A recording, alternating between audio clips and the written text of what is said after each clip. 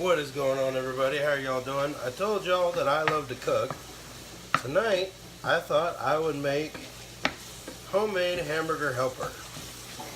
Obviously a little different than what you'll find in the store, but I'll tell you what, it tastes a whole lot better. Okay, so we start by browning our meat.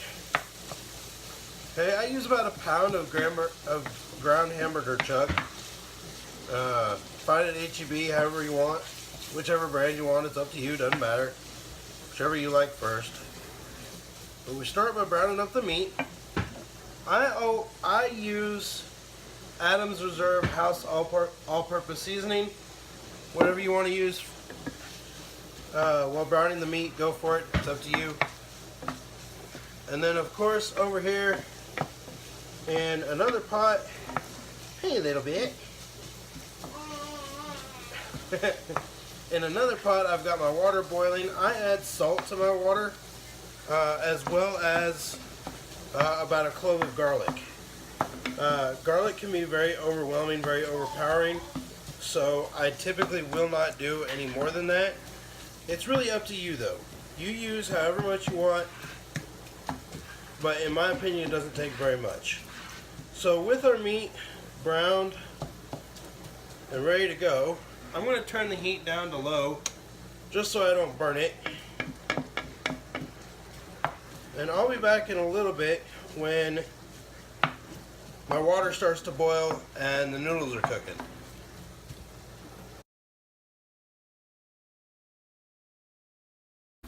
Okay, so as you can see, my water's boiling. I'm going to turn down the heat just so it doesn't go overboard. Okay, turn it down to about a 6. Now, for mac and cheese, use whatever you want, okay? But we use HEB macaroni and cheese. Generic brand, costs a little cheaper than your Kraft, tastes just as good. We do get the big box. Okay, so let me put my phone down here for a minute. Hopefully you guys can see what I'm doing.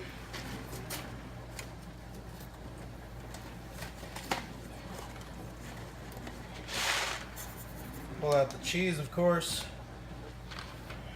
and in they go.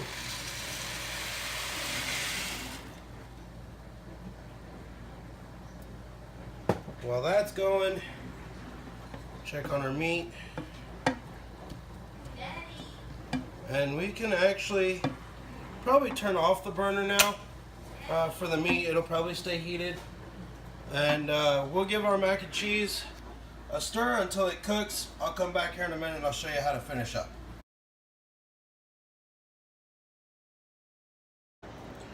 So how do you know when your noodles are done?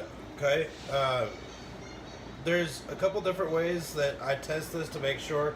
The first one is by texture.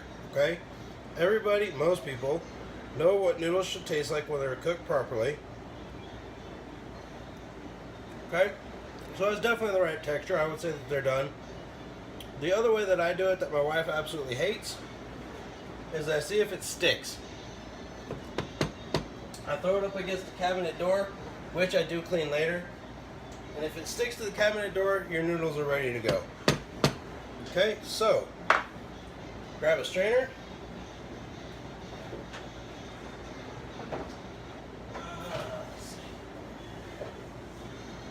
No, I've got a big one in here somewhere. Okay, so grab a strainer, grab our noodles. Be very careful when you're doing this. Boiling water does not feel good, I can tell you from experience.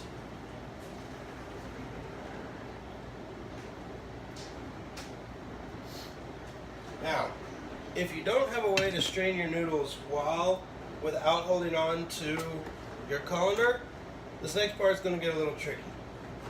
Ordinarily, I would have my son do this next part, but since he's not here right now, we'll go ahead and do this on our own. I add milk to my mac and cheese, okay? Not a whole lot.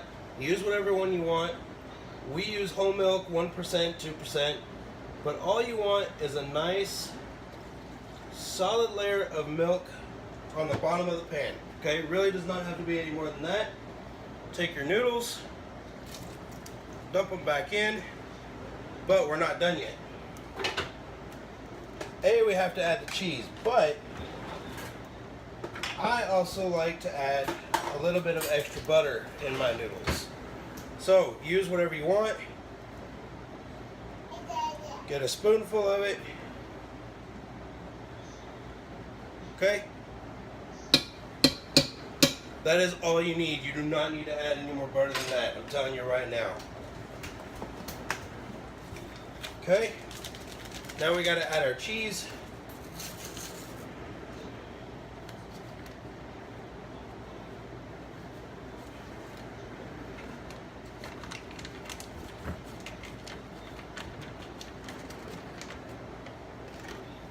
Give it a stir, make sure it's all mixed real well together.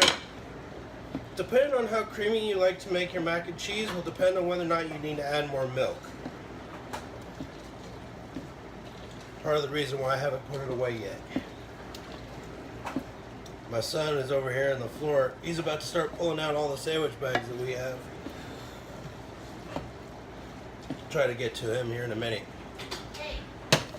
Move this back over to our spot with the burner. Turn the heat on low. Thank you, honey. Come on. Watch Daddy. Daddy go in. Give Mama a break. Now that's actually pretty creamy for me. All the cheese is nearly mixed in together, You might but want to turn the heat off. I'll turn it off here in a minute. Yeah, maybe we can go ahead and turn it off. Okay, we're actually going to switch back to the other burner because we don't need any more heat, but we're not done yet. Okay, now comes in our meat that we browned earlier.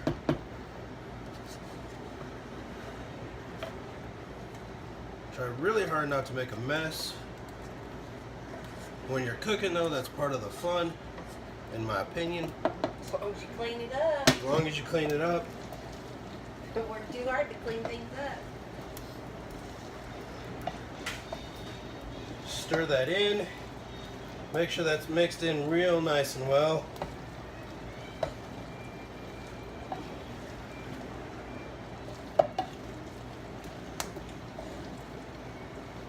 And there you go, folks.